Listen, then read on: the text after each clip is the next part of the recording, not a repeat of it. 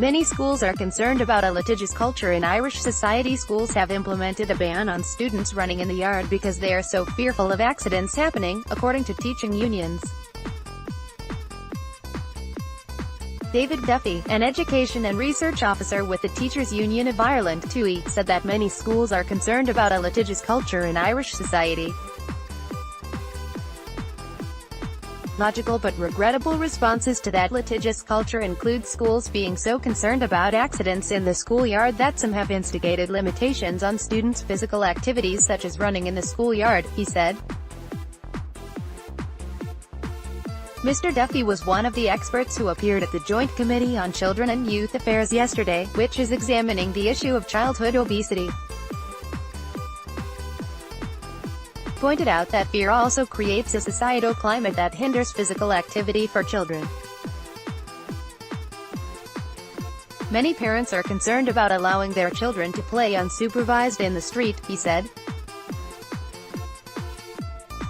In addition, he said that, regrettably, far too many schools do not have access to adequate PE facilities. He said that, a recent radio broadcast in Ireland suggested that a response to childhood obesity would be for schools to regularly weigh children and that teachers may be better placed than doctors to tell parents that their child is obese. The TUI would like to state that it finds that suggestion extraordinary and bizarre and that evidence shows that schools regularly weighing children leads to further self-esteem issues for those children, said Mr. Duffy. Meanwhile, Maeve McCafferty, an education and research official with the Irish National Teachers Organisation, told the committee said recreational spaces are becoming more and more limited.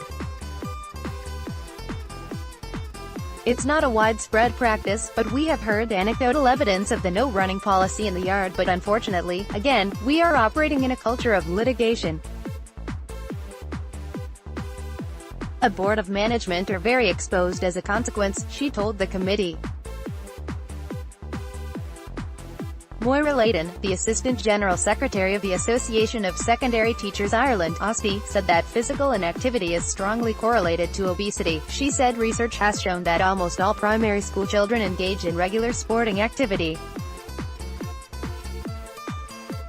However, many children drop out of regular activity during the second-level years, especially girls. She pointed out that the inadequacy of facilities has been cited by many schools as the reason for not applying to introduce the new Leaving Cert PE subject. Capital expenditure for schools must include provision for these facilities, said Ms. Layton. She said while new school building specifications include such provision, there is not enough data on the situation in other schools, and she said an audit should be conducted of schools to obtain an accurate picture.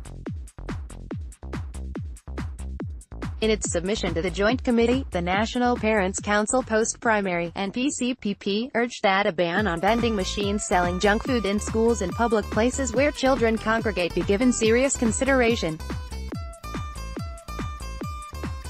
Jeffrey Brown, the president of the council, said that, at the very least in these areas, snacks in vending machines should be replaced with healthy offerings. A better alternative would be for healthy snacks to be sold in a school canteen or tuck shop where stock and purchases can be monitored with information, guidance and benefits indicated to children when purchasing them, he said. Online editors.